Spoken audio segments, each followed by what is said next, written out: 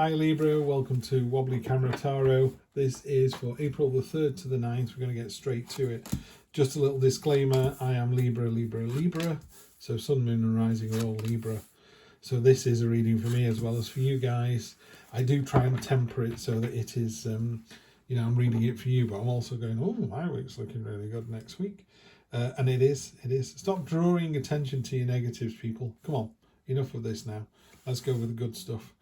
Energy on the bottom, Ace of Wands. We've just had that. I gave the cards a thorough shuffle in between. If I don't like something, I shuffle them again. I don't draw them and shuffle them again. But sometimes you start to shuffle them and you start to see cards. I was like, no, not that one. We need to just keep shuffling so we get a clean set. So this is a clean set. By the way, when I was shuffling, we got the Death card kept appearing as well, and the Ace of Cups. So I'm glad to see an Ace of Wands here. Ace of Wands, you start with real passion, enthusiasm. If you start in anything in a sort of creative field or endeavour, it's really well placed. Then we've got our present position, which is, we're feeling pretty good about ourselves at the moment. This is a card of fertility and a card of being very fecund and full of ideas. And, sometimes you get those cards where it's like, is the juice worth the squeeze? At the moment, we're just really juicy. We're really full of it in a really good way. Love to see this card. Very sensual, very... it's a very abundant card. It is a very satisfied card. It is a very, get me. Some days you walk out of the room, you're going, I'm looking all right here. Yeah, this is good.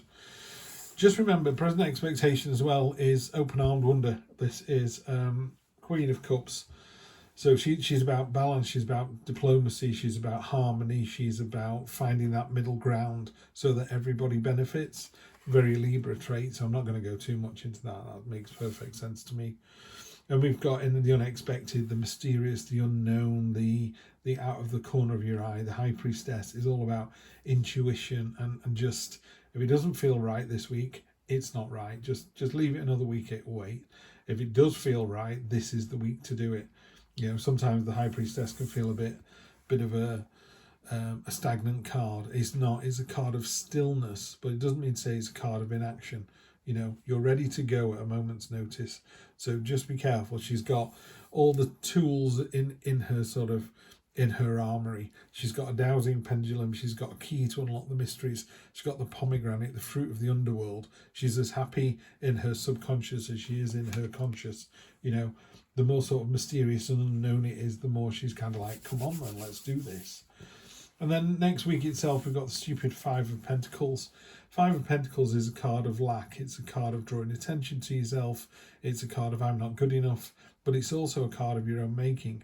There's absolutely nothing wrong with these pentacles in here. You've decided that they are old and worthless. Yeah? They're not the gold shiny pennies that they were for the rest of the suit. But in a more traditional Rider-Waite scene, it is the two beggars walking past the church, the stained glass window, and that's got the Five Pentacles in the stained glass itself. And it's a sort of, oh, woe is me, we're cold, we're hungry, we've got nothing on our feet. It's like you're walking past a church. Just walk in, they'll feed you, they'll clothe you, they'll get you back on the road again, they'll look after you. But you're like, oh no, I'm just drowning in my own self-pity here. Oh, woe is me. First world problems, get over yourself, Libra. Come on, we've done enough of this. And you do get over yourself because then you end up with the magnificent Page of Wands. Page of Wands is my Indiana Jones in this deck. She is creating a portal beneath her feet. She's just going to jump in. She doesn't know where it's going. She's got a kind of rough idea. I mean, you're not jumping into the unknown completely, but it's a bit sort of, I want this channel to take off, or I want to get that promotion, or I want to ask that person out. So I'm just going to do it. If I don't do it, who knows what's going to happen. Love that. Absolutely love that. So come on, let's clarify and see what's going on. I can get this done in 8 minutes, can't I? 9 minutes we've read it. 9 is my lucky number. 7, 9. Can't do it in 7. Maybe 9. Let's have a look. 2 cards wanted to come out then. 5 of Wands, King of Cups. Is that on the Queen of Cups? It is, yeah. 6 of Cups. I never liked the 6 of Cups. 9 of Wands here. Love it. And finally, on top of the Page of Wands, Page of Wands again. Oh, well, there you go. There's your answer. So this is, let's see what Heidi has to say about the Page of Wands, shall we?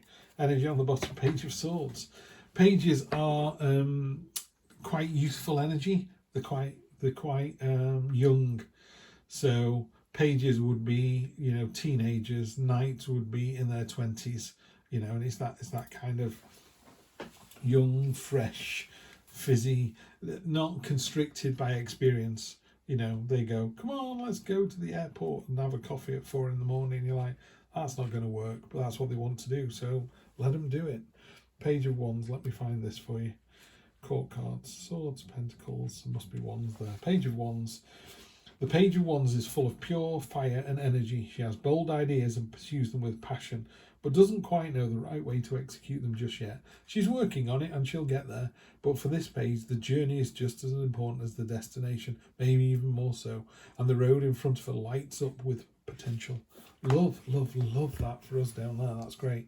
Five of Wands is a sort of learning exercise, a training exercise. There's new people on the horizon. There's going to be a little bit of friction between you and them, but ultimately, you know, you're going to come out the other side. Let's see what she says about the Five of Wands, shall we? Like I say, I'm trying to do a thing now where I spend more of my time. If I'm using this deck, I should read what Heidi has taken the time to write herself. Otherwise, you might as well just stick with the Rider-Waite and just go with the middle of the road responses on everything. Not middle of the road, that was wrong. The traditional responses for everything. So the Five of Wands, conflict, confusion, chaos. Fives generally refer to discord and disruption. Yeah, if you think of a 5, it's quite spiky, isn't it? And the Five of Wands is no exception. When you pull this card, think about what area in your life generates the most conflict. Is that conflict leading anywhere productive, or does it just cause unnecessary chaos and confusion? Conflict can be a good or a bad thing. Good conflict equals finding yourself in a work environment full of diverse, talented minds that don't always see eye to eye, but battle it out productively in a boardroom or a debate.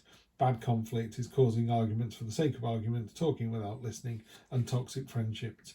When you look at the card, you'll see hands holding wands in a way you'd see someone holding knives or ice picks. They're ready for a fight, but you'll see they're not actually hitting anyone with their wands. This suggests the conflict is unnecessary. Everyone involved needs to work through it or get away from it. Interesting. So on top of the Queen of Cups, you know, the diplomacy card, calm, cool, collected, just trying to find that balance in all these conversations. That fits in really nicely with the wands. You end up with the King of Cups, and the King of Cups is the masculine version of the feminine Queen's energy. So she's about caring and nurturing. The King of Cups is a little bit more aloof. He's normally on a pedestal in the ocean, and the waves are quite choppy and turbulent, and he's not quite got his foot in the water, but he is surrounded by it. So he's kind of aware of the situation without really being sort of bought into the situation. So the King of Cups is a master of the subtleties of emotion. You know, are you frustrated, or are you anxious, or are you genuinely scared? Or are you frustrated because it was late, which made you anxious, which then made you scared? You know, and it's all about those little nuances. So it's a great pair of cards to have. So I think you are emotionally controlling, but in a positive way. In the unexpected cards, we've got, just be careful you don't look at what used to happen. Let's go with your intuition here. Your intuition is telling you one thing, and then you've got this, but it was much better way back when. It wasn't though. You know, these flowers down here, if it'll focus for me. I'm sure it will. These flowers that they're giving each other are in little cups, and those flowers are going to die in a week. It's the ones in the ground that are the ones that survive generationally. So there's a tendency to kind of look on the past and almost pick out the bits that serve your purpose rather than the truth of a situation. It was much better at my last job because... And it's like, someone will go, no, it wasn't. You used to complain there as well. Oh, so I did. Yeah. So just be careful you're not making up this kind of rose-coloured glasses, tinted story of, you know, how much better it was way back when. Next week, like I say, we've got this sort of woe is me card of lack. And you've got the Nine of Wands, which is just keep going. You're almost there. Just keep going. I've got to be honest with you. Some days I do these tarot readings, and 4 of you come to the channel, and I'm like, why? I've been doing it over a year now. Why am I doing it for? I'm hoping it's the same 4 people, by the way. And you're very welcome. The ones that do turn up, I love you dearly. But I kind of thought 4 would become 20, would become 50, would become 500. and it just stays 4. And I'm just kind of trusting to the universe and saying, well, you're not doing this for the money, you're doing this because you enjoy doing it. I like the sound of my own voice, blah, blah, blah. I enjoy reading cards. So this is, to me, it's just going, just keep going, Steve. You're on the right track.